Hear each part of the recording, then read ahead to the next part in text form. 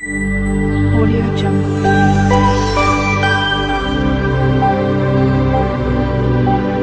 Audio Jungle. Hi అండి, అందరికీ నమస్కారం. ఈ వీడియోలో నేను మీకు ఫ్రైడే మార్నింగ్ వ్లాగ్ అయితే తీసానండి.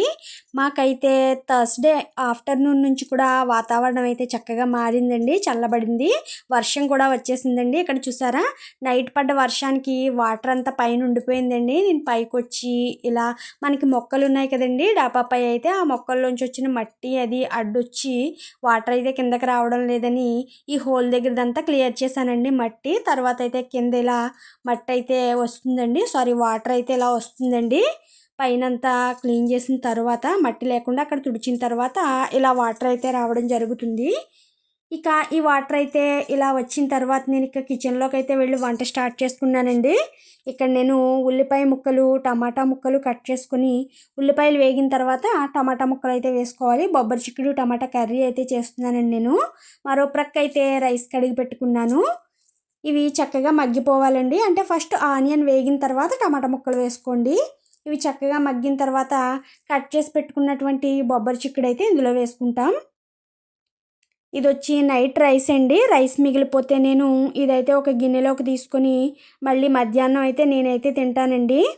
లేదు అంటే మార్నింగే వాడేస్తానండి, ఏమైనా పులిహోరగా అది చేస్తాను టిఫిన్ ఏం లేకపోతే. టమాటాలు చక్కగా సాఫ్ట్ అయిన తర్వాత ఈ బొబ్బరి చిక్కుడుని అయితే వేసుకోవాలి. వేసుకొని చక్కగా మగ్గించుకోవాలండి.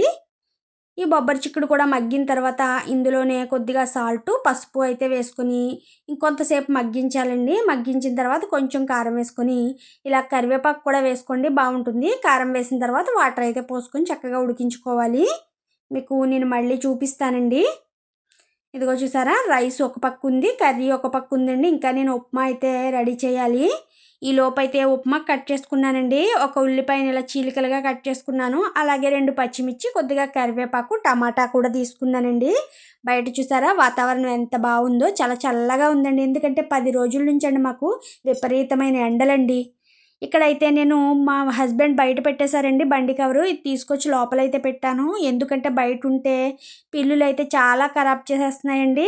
ఏంటో తెలియదు, ఈ కవర్ని వాటి బాత్రూమ్గా చేసేసుకుంటున్నాయి. అందుకైతే నేను లోపల తెచ్చి పెట్టేశాను ఈ కవర్ అయితే. ఇక బట్టలండి, బట్టలు అయితే ఆరలేదు. ఎందుకంటే వాతావరణం బాగాలేదు కదండి. ఇక వర్షం అయితే వస్తుంది. ఈ బట్టలు ఆరని బట్టలండి. వీటిని అయితే ఇంట్లోనే ఇలా దండం కట్టి ఇలా వేసానండి బట్టలైతే. మరొక ప్రక్క అయితే కర్రీ అయితే ఉడుకుతూ ఉంది. రైస్ కూడా పొంగొచ్చిందండి.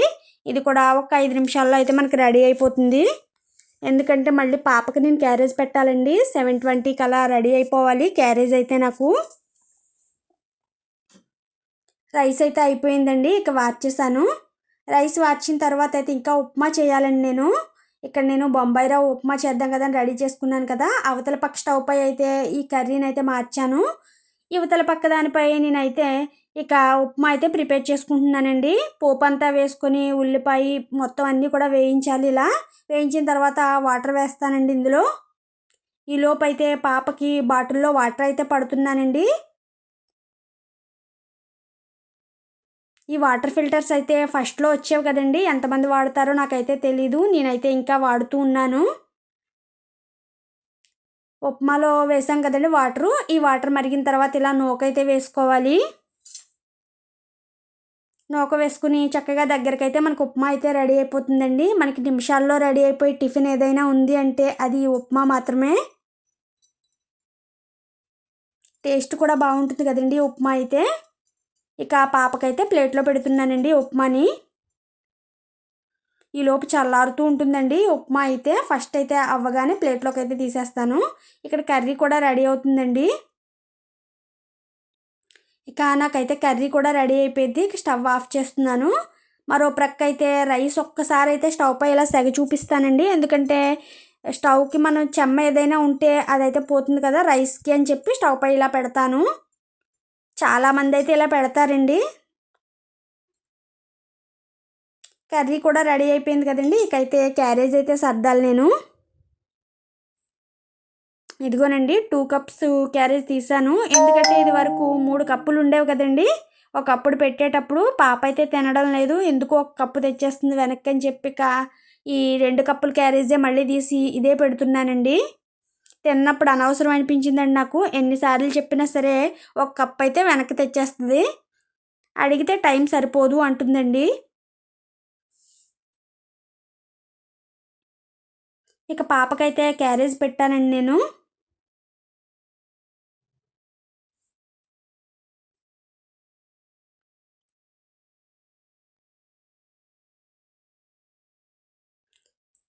ఒక స్పూన్ కూడా పెడతానండి.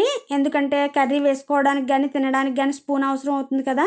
స్పూన్ వేస్తానండి. అలాగే బాటిల్‌లో ఆల్రెడీ వాటర్ వేసి ఉంచాను కదా! ఇక క్యారేజ్ అయితే నాకు రెడీ అయిపోయింది.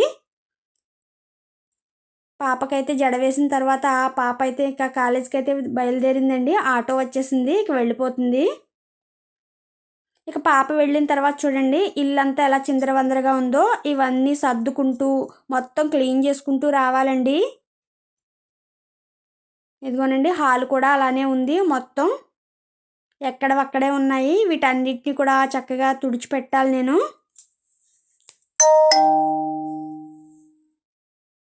బెడ్రూమ్ చూసారా ఎలా ఉందో చిందరవందరగా. ఈ బెడ్రూమ్ కూడా క్లీన్ చేయాలి.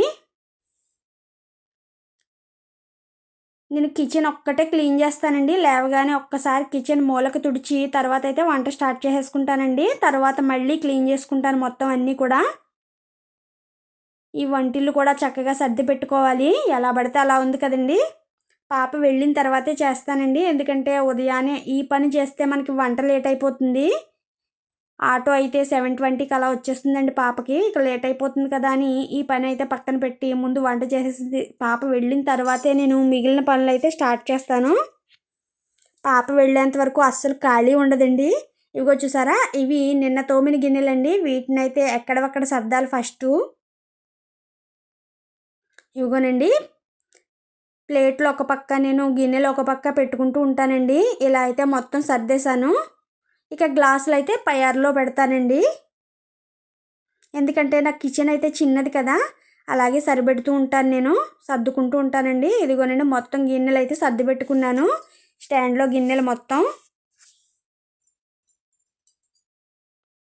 ఇక గిన్నెలు కూడా సర్దిన తర్వాత సింక్‌లోకి అయితే గిన్నెలు వేసేసుకున్నానండి. నేను కూడా ఇక్కడ ఉప్మా పెట్టుకున్నాను తిందాం కదా అని చెప్పి. ఈ ఉప్మా తిన్న తర్వాత అయితే ఈ పనంతా చేయాలండి. ఇక టిఫిన్ అయితే కంప్లీట్ అయిపోయింది నాకు. టిఫిన్ చేసిన తర్వాత తెల్లవారుజామున మా హస్బెండ్‌కి పెట్టిన టీ అయితే కొద్దిగా ఉందండి. ఆ టీయే వేడి చేసుకుంటున్నాను నేను.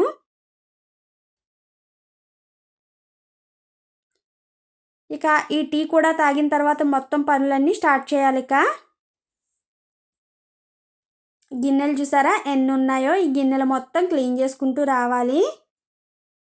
మొత్తం క్లీన్ చేసిన తర్వాత మీకు చూపిస్తానండి. ఇదిగోనండి ఫ్రంట్ రూమ్ అయితే క్లీన్ చేసేసాను. మొత్తం గదులన్నీ కూడా శుభ్రంగా తుడిచిపెట్టుకుని వచ్చానండి. వాటర్ ఫిల్టర్ ఇదిగోనండి. ఇంకా వాడుతున్నారా? ఎంతమంది వాడుతున్నారు ఈ ఫిల్టర్ అయితే నాకు కామెంట్ చేయండి. ఇది హాల్ అండి. హాల్‌లో చూసారా ఫ్రిడ్జ్ పెట్టాం కదా! ఇక్కడ ఒకప్పుడైతే గిన్నెల స్టాండ్ పెట్టుకునేదాన్ని నేను. కానీ గిన్నెల స్టాండ్ అయితే కిచెన్‌లోనే పెడుతున్నానండి. ఎందుకంటే ఈ ఫ్రిడ్జ్ అయితే కిచెన్‌లోకి పట్టట్లేదు లేదండి. అందుకైతే హాల్‌లో పెట్టుకున్నాం. ఇదిగోనండి బొబ్బరి చిక్కుడు టమాటా కర్రీ. రైస్ కూడా రెడీ అయిపోయింది కదండీ. నాకైతే క్యారేజ్ పెడితే మార్నింగే వంట అయిపోతుందండి. క్యారేజ్ లేకపోతే మాత్రం లేట్ అయిపోతుంది. ఇక కిచెన్ కూడా సర్ది పెట్టుకున్నాను నేను చక్కగా. సింక్‌లో గిన్నెలు కూడా క్లీన్ చేసి ఇలా స్టాండ్‌లో పెట్టుకొని స్టాండ్ అయితే సింక్‌లోనే పెట్టేస్తానండి. ఎందుకంటే వాటర్ ఏమైనా ఉంటే కింద పడుతుంది కదా! ఈ ప్లేస్‌లో ఒకప్పుడు ఫ్రిడ్జ్ అయితే ఉండేదండి. ఇవన్నీ కూడా ఇవతల పక్క ఉండేవి. ఈ బిందెలు పెట్టాను కదండీ! ఇక్కడైతే ఉండేవి అవి.